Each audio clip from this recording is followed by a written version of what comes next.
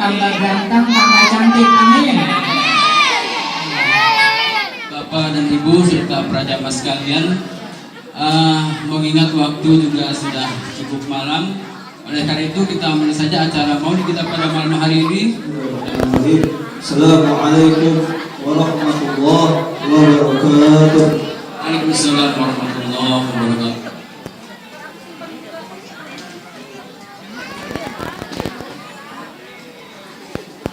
أعوذ بالله من الشيطان الرجيم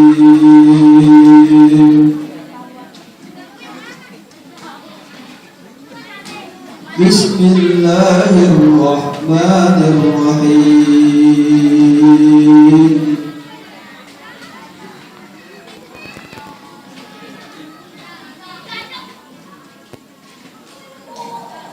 ولقد كتبنا في الزبور من بعد الذكر أن الأرض يرثها عبادي الصالحون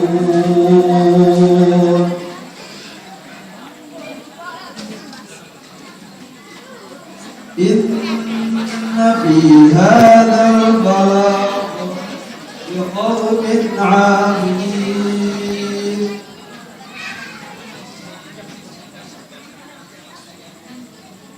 وما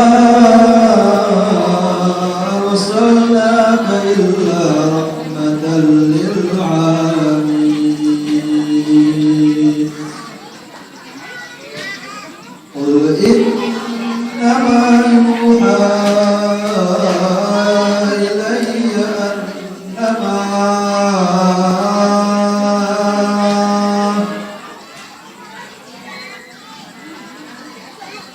قل إنما يوحى إلي أنما إلهكم إله واحد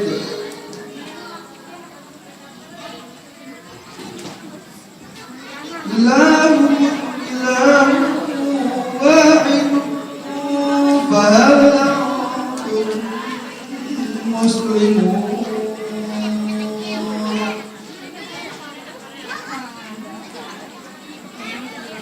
فإن تولوا فقل أذنتكم على سواء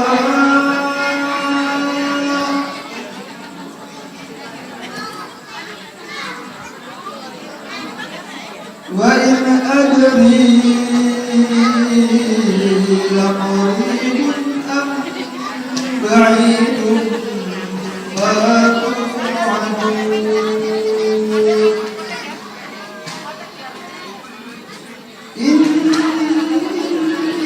إنه يعلم الجهر من القول ويعلم ما تكتمون وإن أدري لعله فتنة لكم ومتاع إلى حين قال رب احكم بالحق وربنا الرحمن المستعان على ما تصفون صدق الله العظيم. Assalamualaikum warahmatullahi wabarakatuh. Bismillahirrahmanirrahim. Alhamdulillahirabbil alamin. Asyhadu an la ilaha illallah wa asyhadu anna Muhammadan abduhu wa rasuluh. Allahumma shalli ala sayyidina Muhammad wa ala ali sayyidina Muhammad. Yang saya hormati dan yang kami muliakan Al-Ustaz Al-Muharram Ustaz Jamal beserta rombongan yang alhamdulillah sudah hadir pada malam hari ini, namun masih istirahat karena perjalanan tadi cukup lelah, mungkin mengalami kemacetan. Yang saya hormati kepada Ustaz Maulana beserta rekan-rekan, yang saya hormati Ketua DKM Masjid Al-Ikhlas beserta jajaran pengurus, yang saya hormati Ketua RT 1 sampai dengan RT 05 beserta jajaran pengurusnya, Bapak Ibu sekalian yang saya hormati dan yang dimuliakan Allah Subhanahu wa Ta'ala.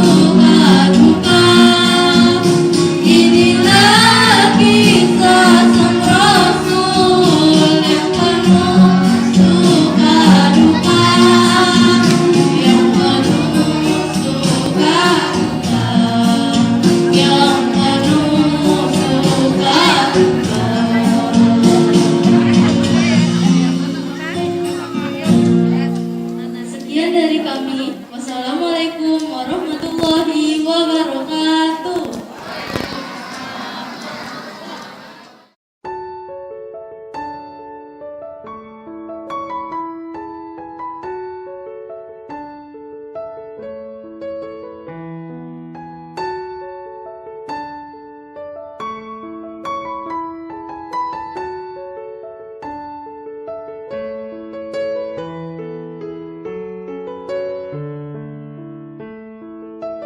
اللهم صل وسلم وبارك عليه وعلى آله. أعوذ بالله من الشيطان الرجيم. بسم الله الرحمن الرحيم.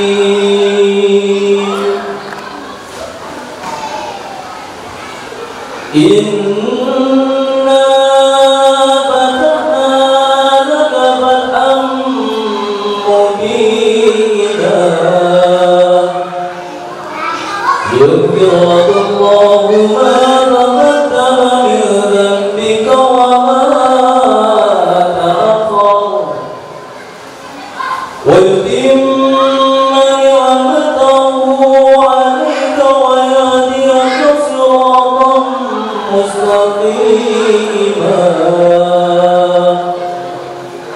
وينصرك الله نصرا عزيزا. لقد جاءكم رسول من أنفسكم عزيز عليه ما عنتم حريص عليكم بالمؤمنين رؤوف رحيم. فإن تولوا فقل حسبي الله لا إله إلا هو عليه توكلت وهو رب العرش العظيم.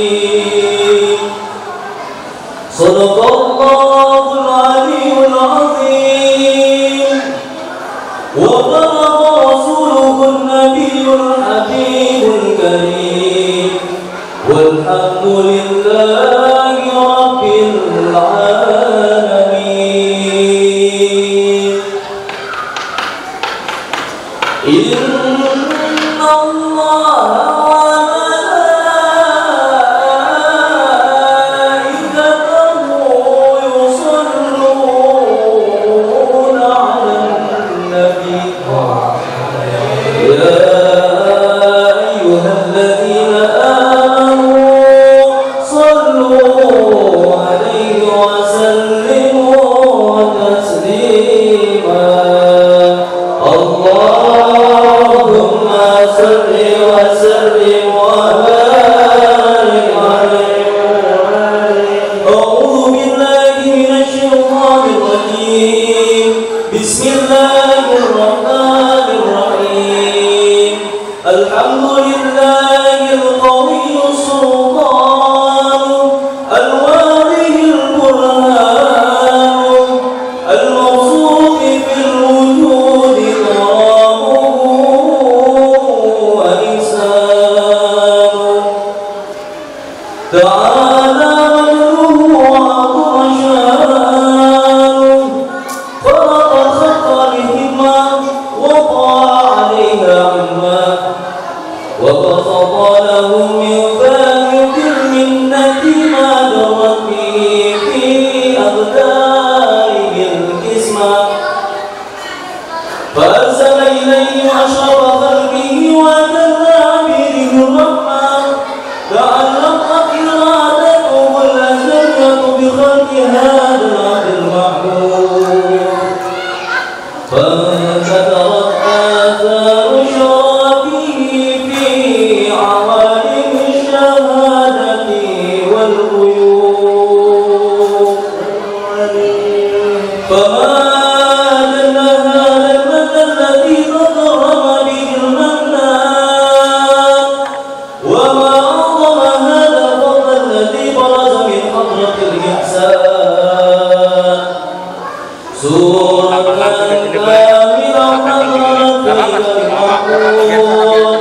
وتعطرت بوجوبها أخلاق الوجود وضربت كل العوالم بانفراد التكريم اللهم صل وسلم أشرف الصلاة والتسليم على سيدنا ونبينا محمد الرؤوف الرحيم اللهم صل وسلم وبارك عليه وعلى آله اللهم صل وسلم وبارك عليه وعلى آله تجلى الحق في عالم قدسه الواسع تجلي انقضى بانتشار فضله في القريب والشاسع وله الحمد الذي لا تسقطه بالعداد ولا يمل تقراره بكثرة ترداد حيث أبرز من عالم الإمداد صورة هذا الإنسان ليتشرف بوجوده ثقلان وتغتسل أصواره في الأكوان فما من سر وصل به مذكورين إلا من سوابق فضل الله على هذا الحبيب يا قلب السرور قد توالى بهدم عمل أنام نوالا جل ما شرف الوجود بنور غمر الكون بهجة وجمالا قد ترقى بالحسن على مقام وتناهى في مجده وتعالى لا تضر العيون في مكتبه بشرا كاملا يزيل الضلال وهو من فوق علم ما قرأته رفعة في شؤونه وكمالا فسبحان الذي أبرز من حضرة الامتنان ما يزيد عن وصفه اللسان ويحار في تعقله معاني الجنان انتشر منه في عالم البطون والظهور ما ملأ الوجود الخفي النور فتبارك الله من إله كريم بشرتنا آياته بذكر الحكيم ببشارة لقد جاءكم رسول من أنفسكم عزيز عليه ما عنتم حريص عليكم بالمؤمنين رؤوف رحيم فما بدأنا به البشارة وتركنا بقلب سليم فقد هدي إلى صراط مستقيم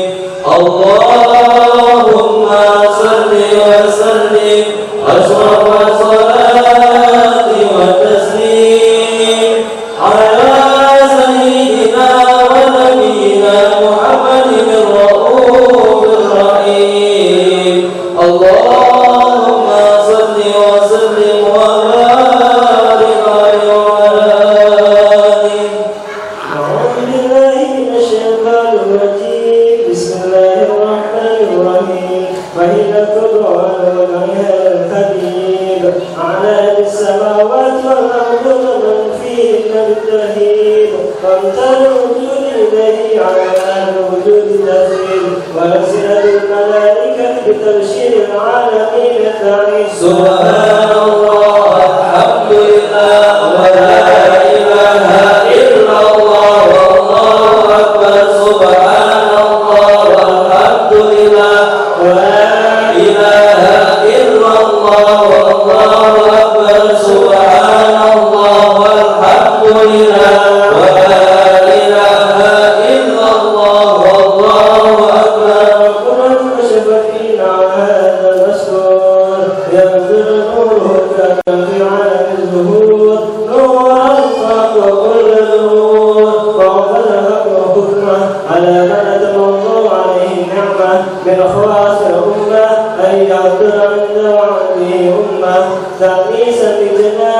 بها المسعود ومشاركة لها فيها الجسمات الممدود فحضرت بتوفيق الله سيدة مريم وسيدة الآسية ومعهما مما هو يعين من كتب الله له من الشرف بالنسبة الوافية فهذا الوقت الذي رتب الله على حدوده وجود هذا المولود فأعطاك سبح الكمال من النور المعمود وروى الحامد الرحمن وبين لله بتعظيم والسجود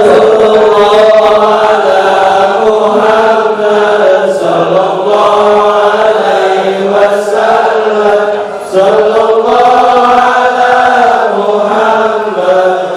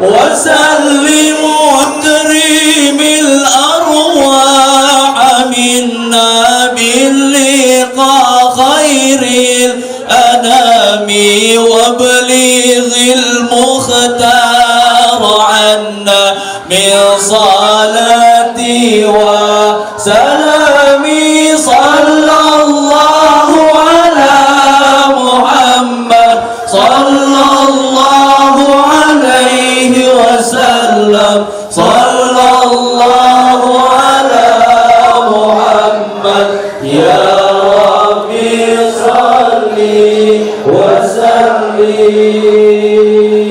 اللهم صل وسلم وبارك عليه وعلى آله صلوا على محمد.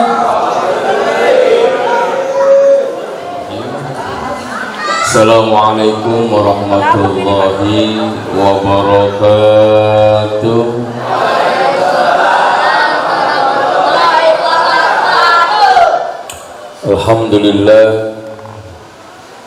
Alhamdulillahilladzi arsala rasulahu bil huda wa dinil haq.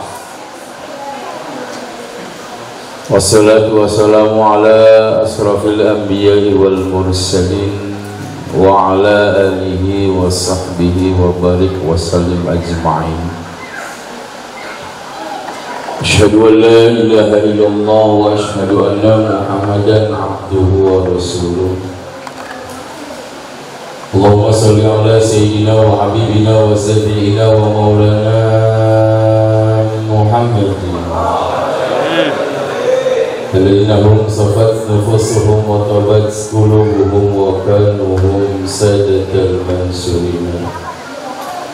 أما بعد فقال تعالى في القرآن الكريم أعوذ بالله من الشيطان الرجيم بسم الله الرحمن الرحيم وما أرسلناك إلا رحمة للعالمين.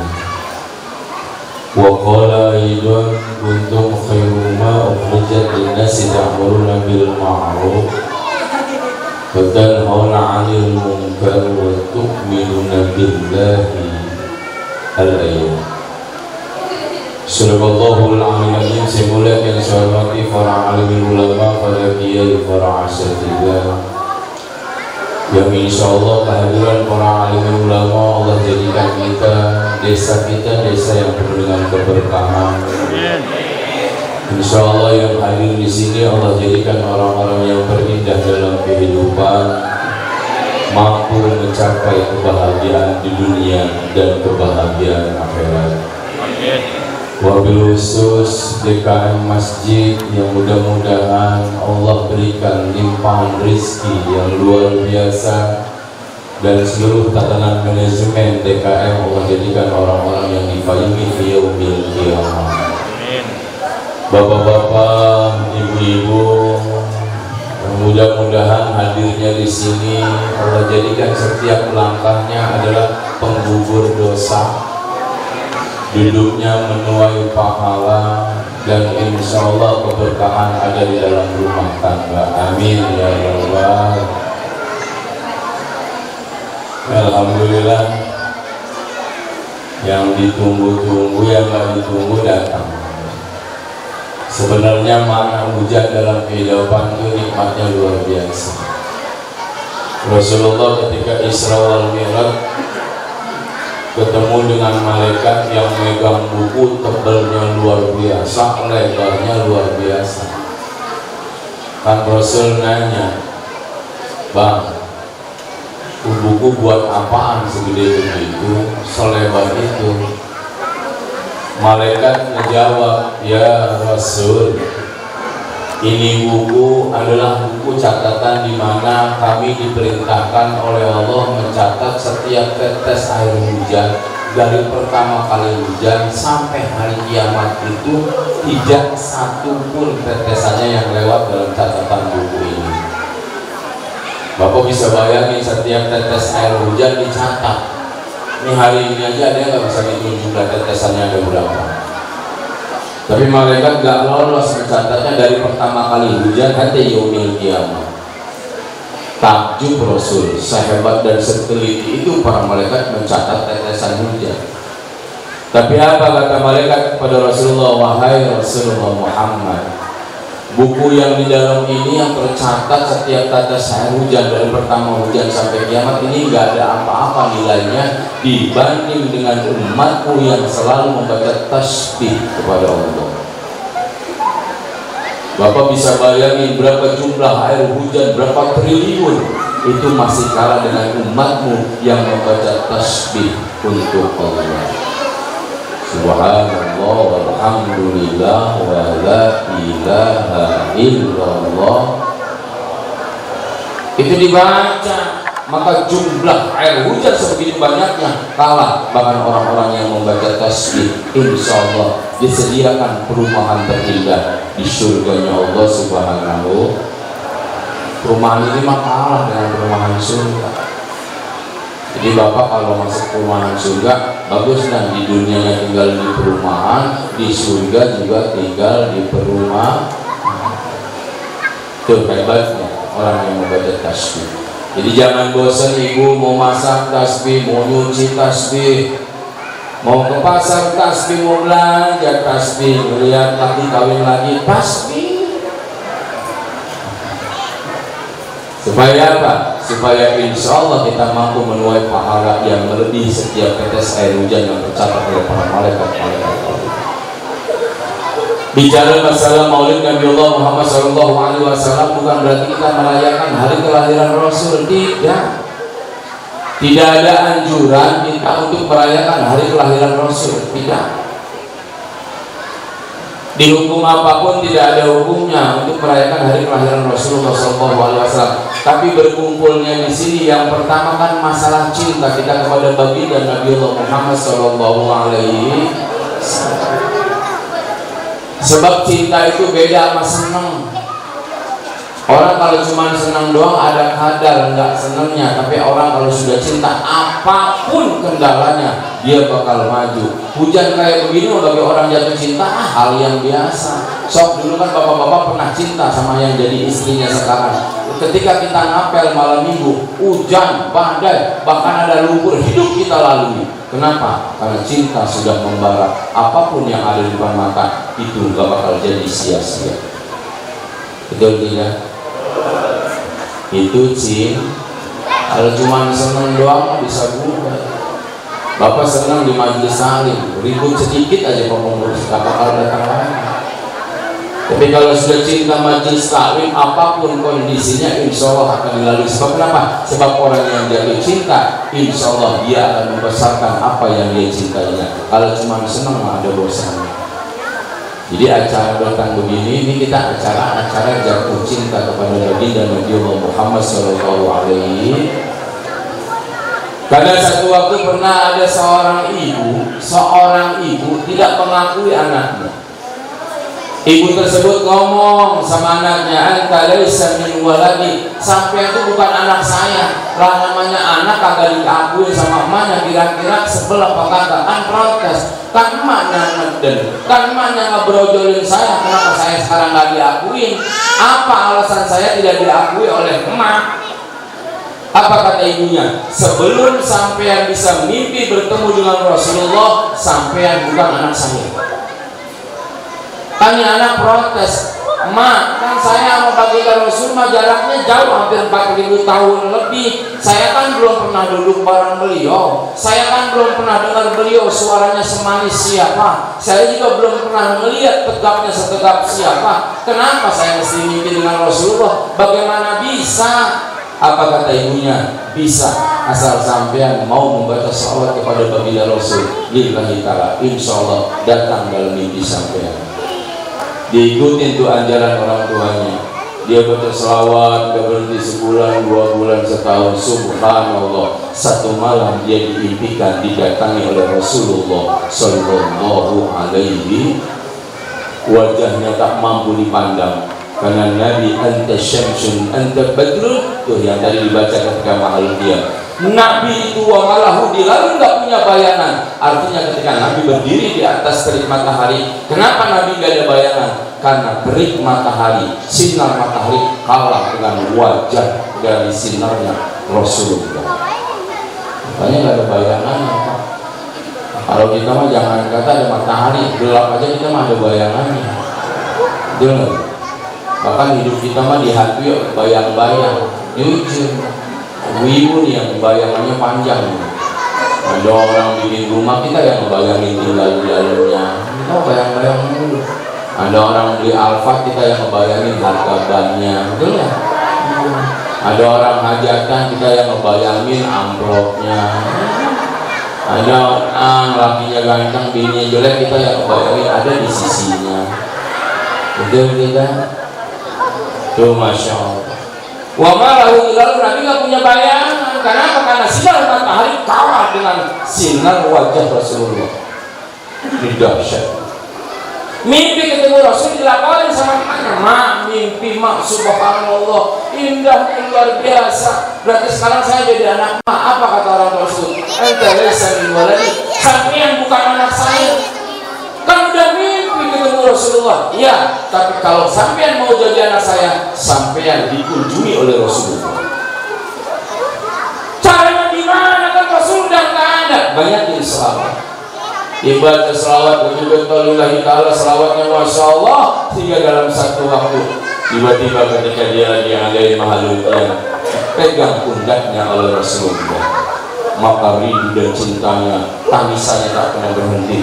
Rasulullah pun datang di saat dia membacakan selawat. Baru laporan kepada ibunya, "Aku sudah didatangi oleh Rasulullah. Anta waladi, lu baru anakku." Jadi ketika mahalul qiyam tadi seharusnya hujan jangan bubar, biarin saja. Kalaupun Rasul nggak ketemu, masuk angin dapat. Betul ya. Sebab cuma Rasulullah lah yang mampu memberikan syafaatul uzma fi yaumil qiyamah, nikahul jannah. Jadi kalau dikasih syafaat, otomatis insya Allah mencicipi surga. Karena itulah kunci keberhasilan menjadi umat yang terpilih. Ibu bapak yang dimuliakan Allah Subhanahu wa Ta'ala, kan kadang manusia ini aneh. Dia bangga menjadi orang yang juara 1 di dunia dalam kapasitas perusahaan. Bangga dia punya sertifikat dunia yang sifatnya sementara. Jangan kata punya sertifikat terbaik di perumahan dia atau di perusahaan. Lawang menang lomba balap karung aja, Pak, itu sertifikat ditempelin di dinding, dijadikan bahan cerita. Tuh dulu gua menang lomba balap karung. Saking hebatnya, bukan cuma karung, sampai beras-berasnya gua bawa pulang. Orang lomba memasak, ibu bangganya luar biasa, sampai sertifikat memasak dari ketua PKK dan ditandatangani oleh lurah itu dipajang. Kata ibunya tuh, "Dulu saya lomba masak juara 1, tapi kata lakinya juara 1 dari mana lah, gua makan asin melulu." Kita bangga punya sertifikat dunia, kita bangga sertifikat menjadi karyawan terbaik, kita bangga mempunyai sertifikat menjadi anak-anak yang terbaik. Kenapa kita tidak bangga menjadi orang-orang yang mempunyai sertifikat umat Rasul terbaik? Seharusnya yang kita banggakan, kita menjadi umat Rasulullah terbaik, menjadi hamba Allah terbaik. Kenapa predikat dunia kita bangga, tapi urusan akhirat nggak bangga? Padahal sertifikat di dunia nggak bakal menyelamatkan pertanyaan kubur kita. Tapi insya Allah kalau punya sertifikat umat Nabi Muhammad terbaik, malaikat juga segan nanyanya. Jadi ada cerita lucu ketika Umar meninggal, katanya ditanya tuh sama Ijrail, ya Umar, man rabbuka? Umar jawab, lu apa-apa nanya gua ini orang yang selalu melindungi Rasulullah Sallallahu Alaihi Wasallam. Setiap hari, setiap detak jantungku adalah pada Rasulullah. Kata malaikat, yang begini mah jangan ditanya, ribet urusannya. Kalau kita sudah mendapatkan sertifikat terbaik umat Rasulullah, insya Allah ke akhirat bakal lancarnya luar biasa. Mau nggak dapat sertifikat terbaik, Pak? Ini kayak begini nggak apa diadain. Pak Ustadz, kan sekarang banyak perbedaan. Perbedaan itu rahmat. Jangan perbedaan dijadikan perdebatan. Nggak punya hak kita menilai baik atau buruknya. Itu mah urusan Allah. Mau ikut silakan, nggak ikut juga nggak apa-apa. Kan urusan cinta pakai cara masing-masing. Betul. Urusan cinta pakai cara masing-masing. Semuanya benar karena semuanya cinta. Orang lagi jatuh cinta anggap sama perempuan 3 orang. Satu ada yang pakai gitar, biarin. Mungkin bisa menarik cintanya lewat gitar. Satu pakai bunga, biarin, jangan digubris. Mungkin mengungkapkan rasa cintanya mesti pakai bunga. Yang satu pakai puisi, silakan. Cuman kan diterima apa enggaknya bukan urusan kita. Bisa jadi yang diterima yang pakai gitar, bisa jadi cintanya yang pakai bunga, atau bisa jadi cintanya yang diterima yang pakai puisi. Jangan saling mengganggu, jangan saling mengoreksi, jangan saling mengusik. Sebab kita lagi mengutarakan cinta masing-masing versinya. Oh, versi kita mah cintanya Pak Ustadz maulid besar-besaran, silahkan. Oh, Pak Ustadz saya mah versi cintanya duduk berselawat, silahkan. Oh, Pak Ustadz saya mah cintanya ngeyantunin anak yatim, silahkan. Oh, Pak Ustadz saya mah jatuh cintanya kepada Nabi, melihara janda-janda, Pak Ustadz, silahkan. Tapi terserah Rasulullah, siapa yang mau diterima cintanya bukan urusan kita. Ini urusan Rasulullah. Bisa jadi yang rame-rame diterima atau yang sendirian diterima, yang penting niatnya lillahi. Gitu aja, jangan dibikin repot. Jangan lantas perbedaan sedikit malah kita jadi perubahan pertemanan. Jadilah seperti bunga, kalaupun dihancur-hancurin tetap memberikan wangi kepada tangan yang menghancurkannya. Jangan disinggung sedikit ngambek nggak ke masjid 15 tahun, kan yang rugi lu juga. Betul. Betul tidak, Pak? Hidup jangan dibikin susah, tapi hidup jangan dibikin punya masalah atau dipermudah. Enjoy aja. Lawan ibadah Rasul aja lagi husu-husunya, lagi dasar-dasarnya, kan Allah negor. Jangan gitu-gitu amat ibadah sampai ninggalin keluarga, sampai kakinya bengkak, sampai jidatnya bengkak, kan diomelin juga sama Allah. Cukup, jangan begitu-gitu amat. Masih ada yang harus diurusin lingkungan, keluarga dan masyarakat. Kenapa? Karena jujur, ibadah itu bukan menentukan kita ke surga. Surga mah urusan kasih sayang Allah, bukan dari sholat kita. Sebab jujur, sholat kita itu ada penyakit lain, kadang ingin dipuji oleh orang lain. Betul tidak? Apalagi kita sholat di belakang mertua lagi kaya-kayanya, duit lagi banyak-banyaknya, takbirnya sombong kita. Kata mertua, pengen dapat warisan susah amat lu.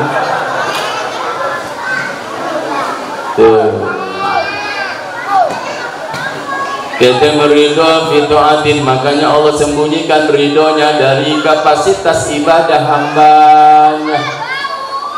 Allah nggak diterangin itu dalam Al-Quran sholat menuju surga. Allah nggak terangin dalam Al-Quran sedekah yuk masuk surga. Allah nggak terangin dalam Al-Quran zakat yuk masuk surga. Allah nggak terangin semua itu.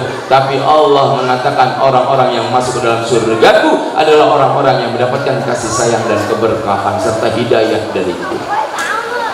Kok bisa begitu, Pak Ustadz? Bisa jadi orang yang setiap hari sholat belum tentu menyentuh surga. Dulu ada cerita seorang pelacur yang cuma ngasih minum anjing dengan sepatunya aja, malah pelacur tersebut masuk surga. Apa sih resepnya masuk surga? Al-ikhlasu wa ruhul ibadah. Ikhlas itulah yang menjadikan tatanan ibadah kita indah. Percuma Bapak sholat pengen dipuji oleh orang lain, Percuma bapak sodako pengen dapat pujian dari orang lain, percuma haji berkali-kali cuman pengen ngambil gelar titel hak dari Arab Saudi. Tapi kalaupun sedikit ibadah kita lillahi ta'ala, insya Allah itu yang menuai nah, makin gede aja wajahnya. Ini namanya jamaah. Sebagian udah pulang, gak apa-apa kan, sisa kuliahnya bisa bawa pulang. Kalau saya mau hujan, mau geledek, mau apa juga udah bebas. Ceramah pendek atau panjang juga udah dilipet, dileleh. Gak mungkin disobek lagi di WC dikasih separoh, kan gak mau. Alhamdulillah. Mudah-mudahan hujan berkah buat ngadengin juga insya Allah. Kadang-kadang kan manusia begitu, dikasih hujan ngambek, hujan mulu nggak berhenti-berhenti, kerja susah, jalan banjir. Allah kasih panas lebih ngambek. Ilaha illallah, panas banget udara, helm sampai keringatan, ketek sampai basah. Jadi makanya yang apa yang kita hadapi bersyukur aja dah. Hujan itu manfaat buat dunia. Insya Allah panas pun manfaat. Makanya kemarin orang benci panas, bidan corona, orang ngejemur pengen cari panas.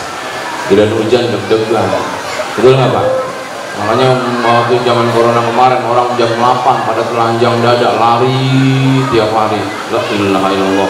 Corona mati bukan karena panasnya, atau corona mati bukan karena suhunya, tapi saat itu corona pada mati karena memang bau asam ketek nyebar kemana-mana. Corona juga kalah gitu. Tapi alhamdulillah itulah manusia. Kadangkala kita butuhin di saat kita terdesak. Kadangkala kita butuh Allah di saat kita terdesak. Dulu nggak ribut masalah Jumat ditutup, biasa-biasa aja. Jumat dibuka juga orang lalu lalang biasa, nggak ada yang negor. Tapi setelah dikasih corona Jumat ditutup baru pada protes. Betul.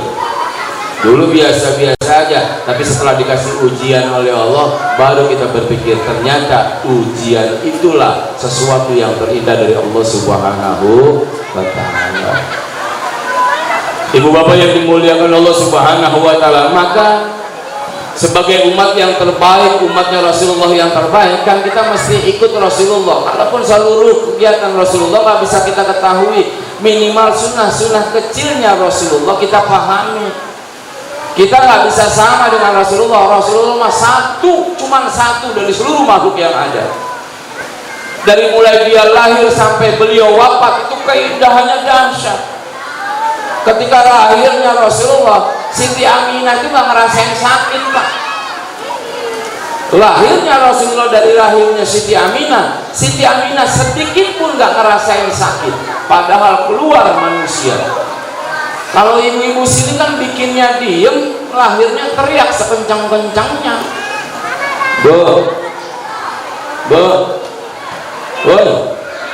Ngitungin air hujan aja. Ngelahirin anak sakit apa kagak? Tapi kenapa anak sampai 5? Ngomong sakit tapi nambah. Nah ketika dilahirkan, Rasul dilahirkan dari tubuh Siti Aminah, dari perut dan rahim Siti Aminah tidak merasakan sakit sedikit pun. Bahkan di tubuh Rasulullah tidak ada satu tetes darah pun. Dan hebatnya Rasul lahir dalam keadaan bersujud. Tuh Pak, Rasul lahir dalam keadaan bersujud dan Rasul tidak menangis, tapi Rasul berucap Allahu Akbar kabiru walhamdulillahi katsira subhanallahi bukratan wa asyira. Tangan Rasul menunjuk ke atas, kemudian sudah dalam keadaan disunat dan tali pusarnya sudah dalam keadaan dipotong. Karena manusia mulia ini, lahirnya saja dimuliakan. Siapa bidan yang membantu Siti Aminah? Kenal nggak bidannya? Borok kenal. Syafa itu nama bidan yang membantu persalinan Siti Aminah. Kalau Syifa ini film India yang anak-anak sok jagoan tuh. Betul ya? Sering lihat film cemen juga berarti. wal ardu ma yakhruju minhu tabtaliku. Bahkan Rasulullah mah sampai urusan kotoran aja nggak pernah ngelihat, sebab ketika Rasul buang kotoran itu langsung hilang di telan bumi. Seumur hidup Rasul nggak pernah melihat kotoran sendiri. Beda dengan kita, senang melihat kotoran orang lain tapi lupa kotoran sendiri, senang melihat aib orang lain lupa dengan aib sendiri, susah melihat orang senang melihat orang susah. Kalau ada orang bangkrut kita kepok tangan, tapi kalau ada orang maju kita yang belinsatan. Betul tidak? Di kantor masuk bareng, duduk bareng, detailnya bareng, tiba-tiba sebelah naik jabatan duluan, kita pasti enak tuh.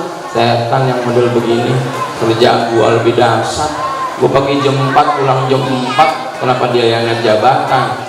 Pak, urusan jabatan, urusan harta, urusan tahta, urusan rezeki itu nubrong dari Allah. Bisa jadi yang kerjanya malas malah naik jabatan, bisa jadi yang kerjanya keras malah nggak dapat jabatan.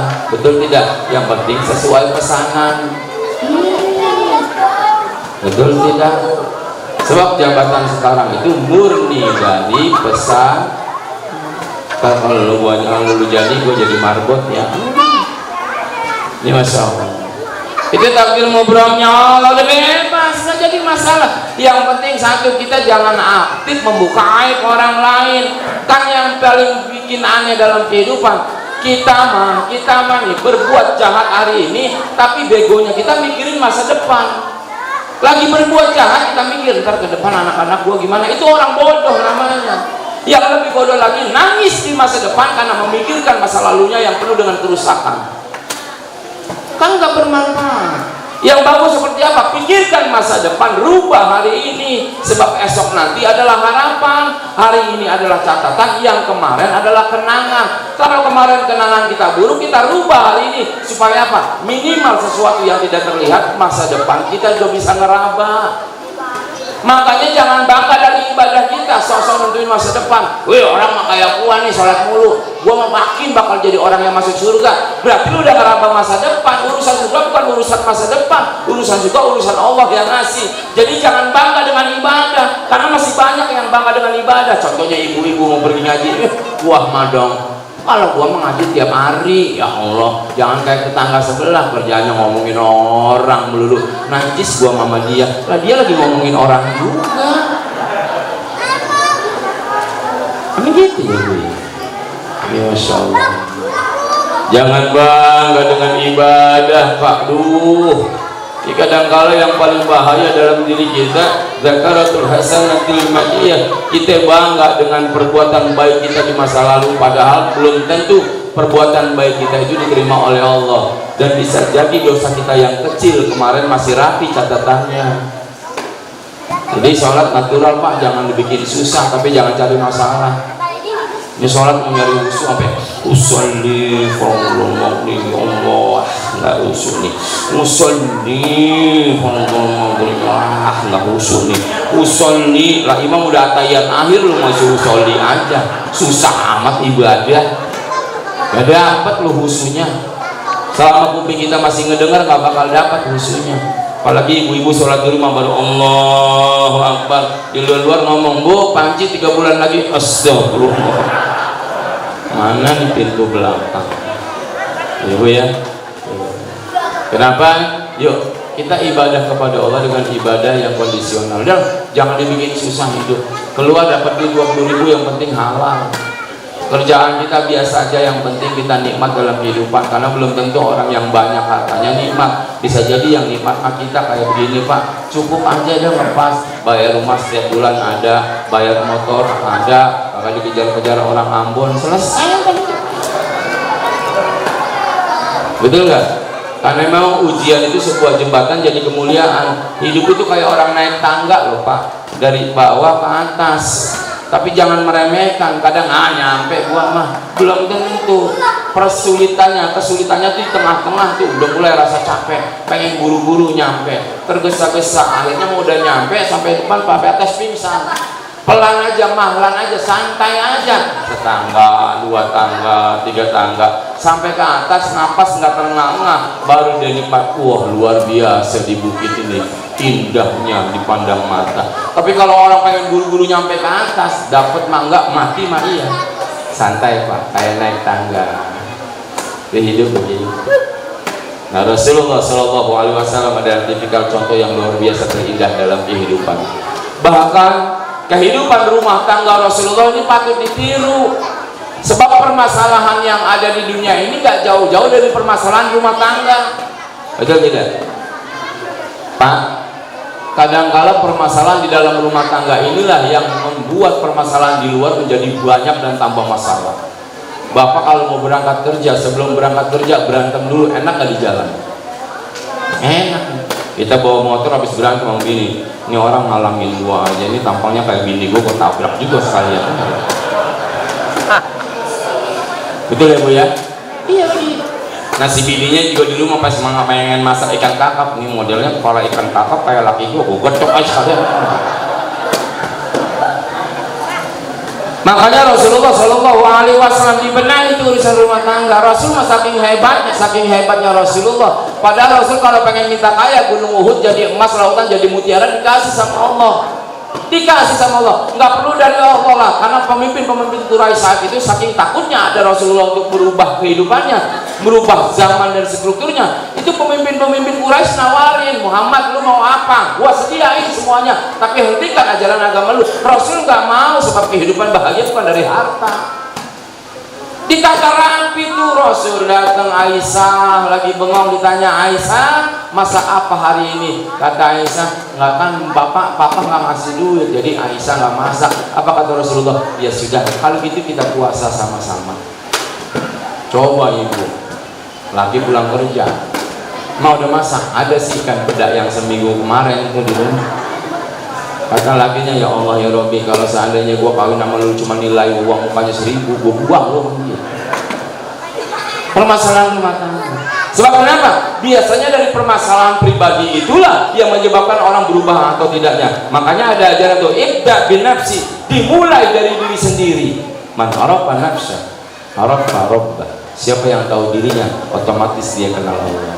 Kita benah ini ala Rasulullah. Saya pernah baca kitab Qurratul Uyun. Ini adalah sistem Rasulullah memanage keluarga. Karena Rasul itu yakin bahwa memanage keluarga, jadi pimpinan rumah tangga itu adalah sesuatu yang terbesar. Artinya kenapa? Untuk wasilah dan keturunannya bakal terjaga kalau misalnya hidup di dalam rumah tangga dia jadi pimpinan terbaik. Sebab ada ancaman di dalam Al-Quran, inna min ajwajikum wa auladikum aduwwan lakum. Sesungguhnya anak-anakmu, istrimu dan seluruh keluargamu ini bakal jadi fitnah dalam kehidupan. Ada nggak Nabi yang nggak selamat anak istrinya? Ada. Kanaan anak Nabi Nuh nggak selamat. Kenapa? Karena di luar jalur Nabi Nuh. Anak istri Nabi Lut pun nggak selamat. Ada nggak orang tua yang nggak selamat? Orang tuanya para Nabi ada. Bapaknya Nabi Ibrahim nggak selamat. Ada nggak orang tua angkat yang nggak selamat? Ada. Fir'aun orang tua angkatnya Nabi Musa. Ada nggak paman yang nggak selamat dalam keluarga? Ada. Abu Lahab pamannya Nabi nggak selamat. Artinya keluarga ini bakal jadi fitnah. Bisa jadi bapak ngaji di sini, anak main chatting-chattingan di rumah, kan kita nggak tahu. Sebab sekarang kemaksiatan, dunia makin modern, kemaksiatan makin tersembunyi Pak. Dulu kalau kita pacaran Pak, nyari tempat gelap banyak Pak. Tahun 91 saya mulai pacaran saya di Tangerang Pak. La ilaha illallah, di mana tempat aja gelap Pak, enak, tapi kita takut.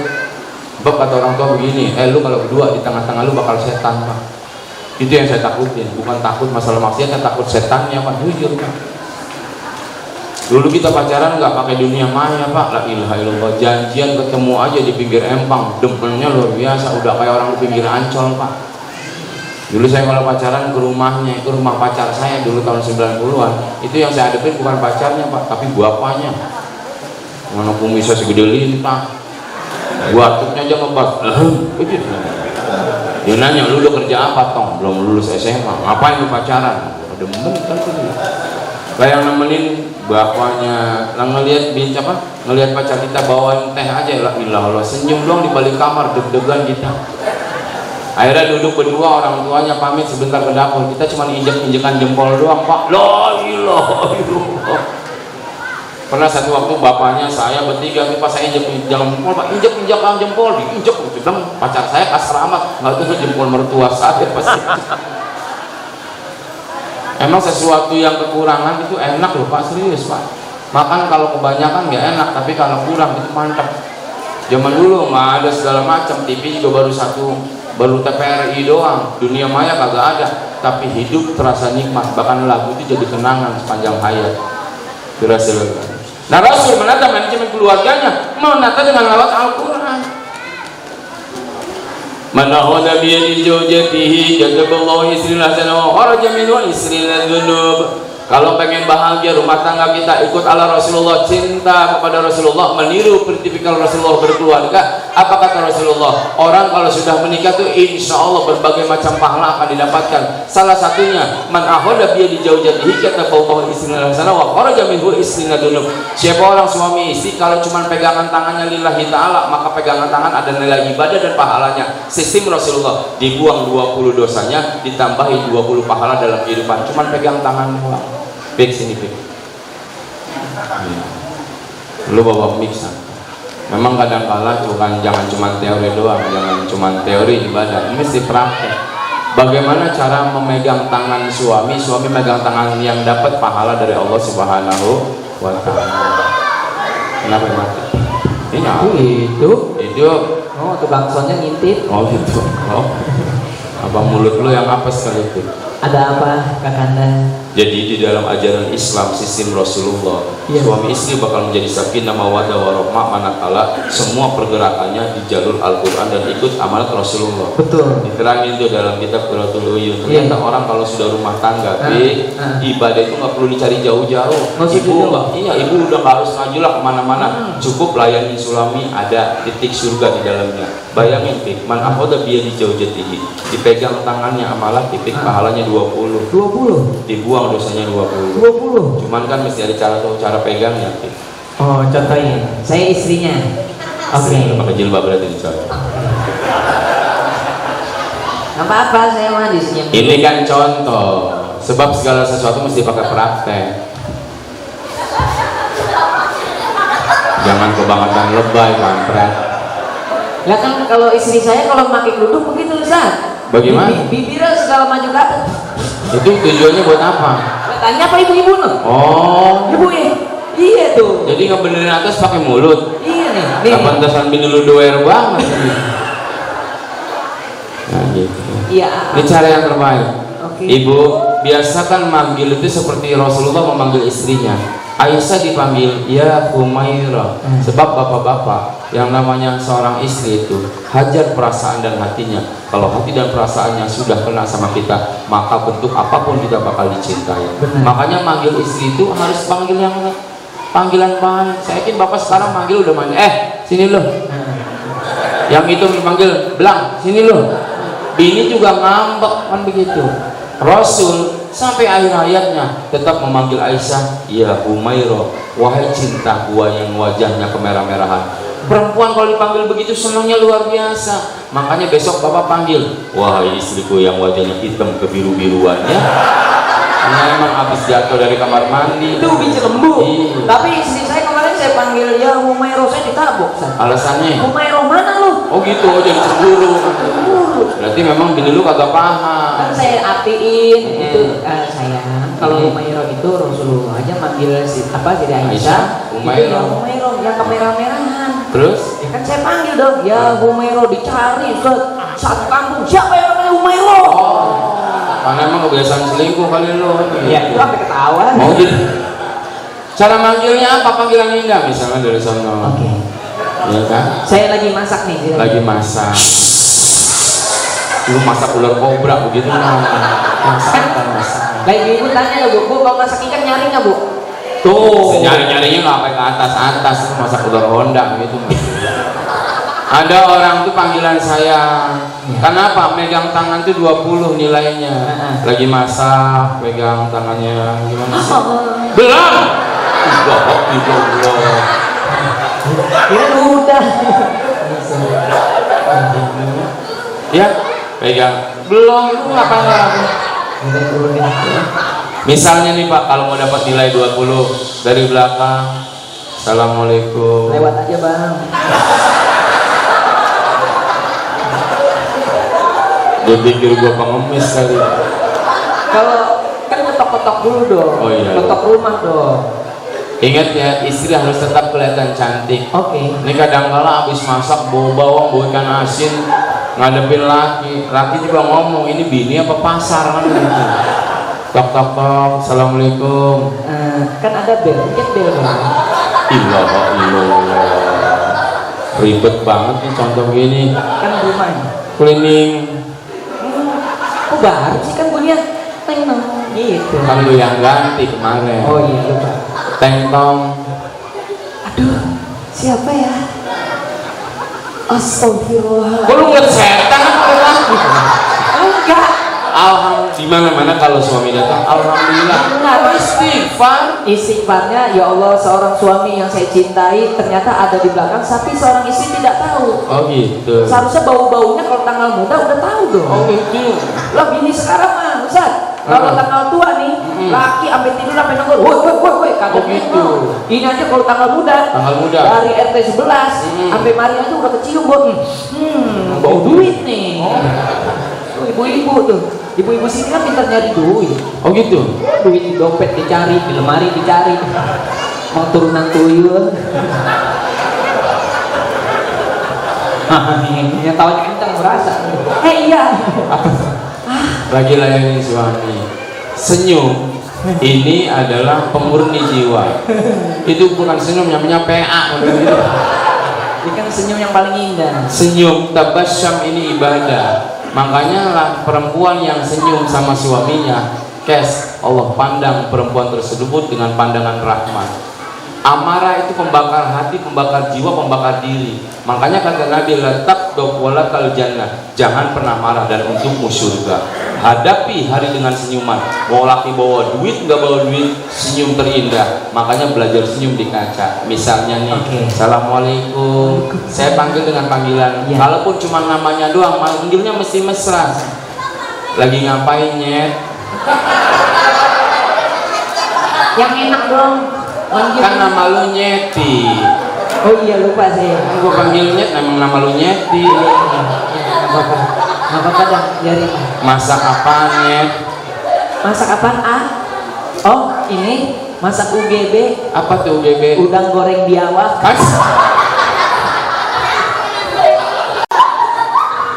Pegang tangan 2. Nafsu amat ini. Pegang tangan 20. Tapi mesti cium tangan. Makanya suami kalau mau kerja anterin sampai depan rumah, cium tangan. Ingat, jangan lupa bismillah. Bismillahirrahmanirrahim. Nah selesai kan? Lu bejong kan? Hah? Gede banget sih. Wa man anaqaha kataballahu arba'ina sana wa kharaja minhu arba'ina dhulub. Siapa orang suami istri yang saling gandengan, digandeng suaminya. Lu ini kita cuma contoh doang, bro. Iya. Lagi Ustaz mesra banget sama saya. Jangan-jangan sering ngajak saya demen sama saya nih. Ayo duren jadi duren ya. Digandeng begini ibu. Ini kalau kemana-mana suami gandengin istri seperti ini. Kenapa? Ustaz keteknya basah. Berapa nilai pahalanya? 40 pahala kebaikan, dibuang darinya 40 dosa keburukan. Ini Pak, kan Bapak udah masih sering gandengan nggak sekarang? Sudah mulai nafsi-nafsi. Sok, yang kemana-mana masih bergandengan begini? Sudah jarang. Padahal begini doang, kalau karena Allah 40 pahalanya, dibuang darinya 40 dosa. Yang kedua, kalau gandengan gini, pas habis berantem enak Pak, tinggal kita cepek aja udah mati. Iya kalau gininya jelek, kalau cakep mah sayang. Contoh dong kayak saya Ustaz. Gimana? Saya nih alhamdulillah yang mempraktekkan ilmu dari Ustaz. Menggandeng itu 40. Saya setiap dari keluar rumah ngantar belanja ke mall saya gandeng Ustaz. Digandengin. Kata orang, ih mesra banget, mateng, bukan mesra. Bini saya kalau saya lepas jajannya banyak. Dan tadi praktek gandengan 40. Kemana-mana siap pegang tangan 20. Wa man samaha kataballahu tis'inal hasanah wa kharaja minhu tis'inal dhulub. Siapa orang suami yang mencium kening istrinya? Enggak, gua nggak mau coba yang ini. Nggak mau. Ya kagak mau, Pik. Ini kan Neng, Bodoh amat. Gua mendingan kawin sama kuntilanak dibanding lu. Buruan Entar ini kalau kita nerangin nafsu amat jadi perempuan. 90 ketika kita nyium kening ibu. Makanya ini ada satu keharusan, kalau tahu begini ibu pas pulang ke rumah tuh nggak apa-apa, di rumah ini lempar jilbabnya sambil ayah dan bapaknya mesti paham, cium kening 90 langsung sosol jeledak insya Allah geger otak.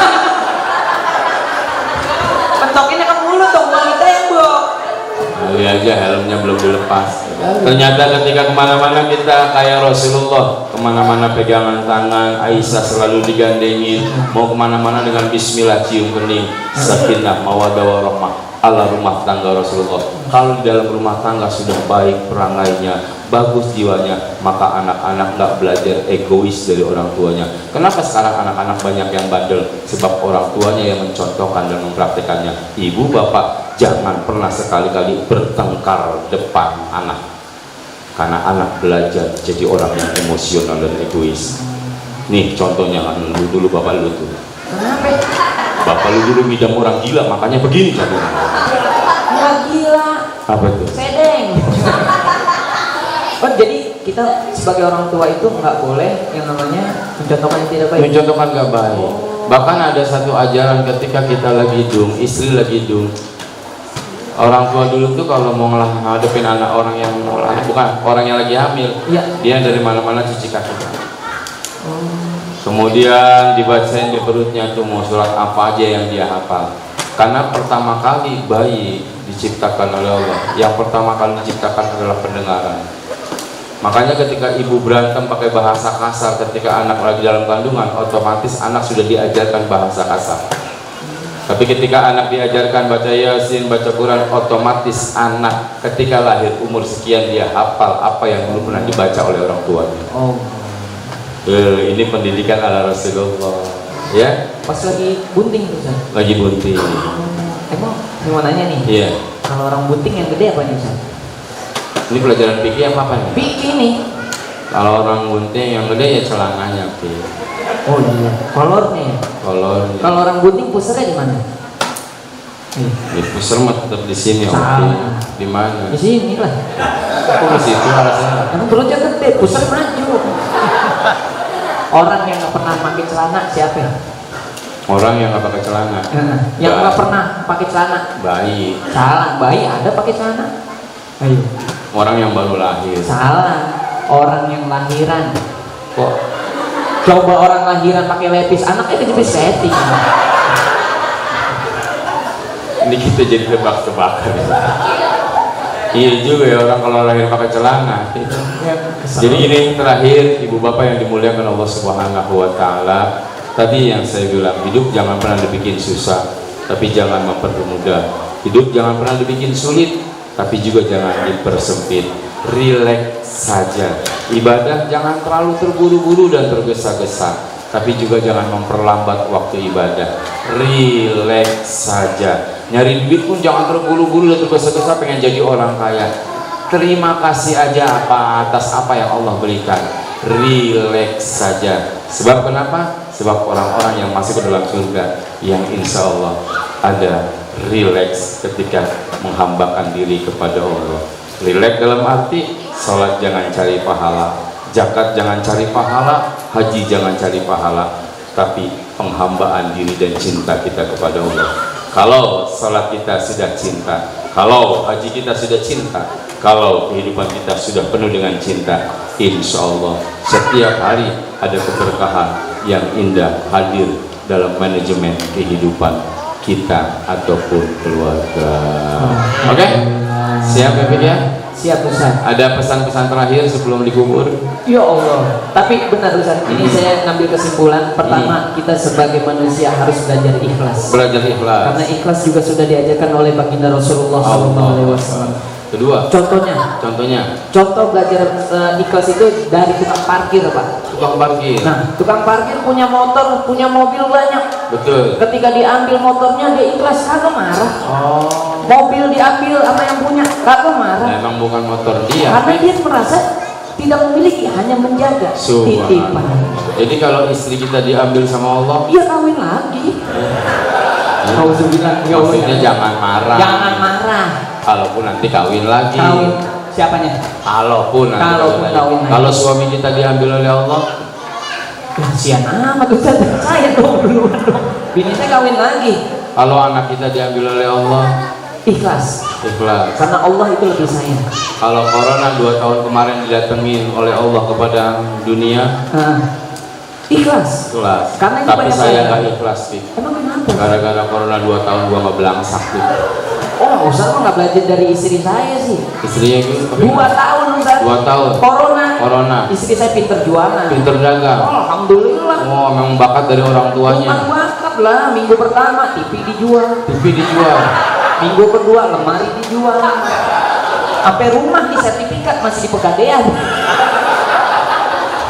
Itu bukan pinter dagang, itu mah namanya bininya memang mantan perampok. Ya Allah, pokoknya semuanya intinya kita hadapi dengan ikhlas. Hadapi dengan ikhlas, hadapi dengan senyuman, larang, jauhi kemarahan. Sifat seperti Rasulullah mesti kita contoh dalam kehidupan. Kalaupun nggak mengerti semuanya, minimal Al-Quran yang sebagai cahaya pedoman. Insya Allah bakal berkah kehidupan.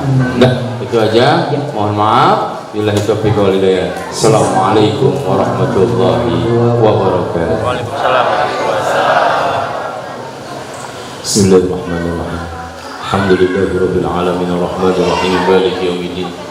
Iyyaka na'budu wa iyyaka nasta'in ihdinas siratal mustaqim. Siratal ladzina an'amta 'alaihim ghairil maghdubi 'alaihim waladdallin.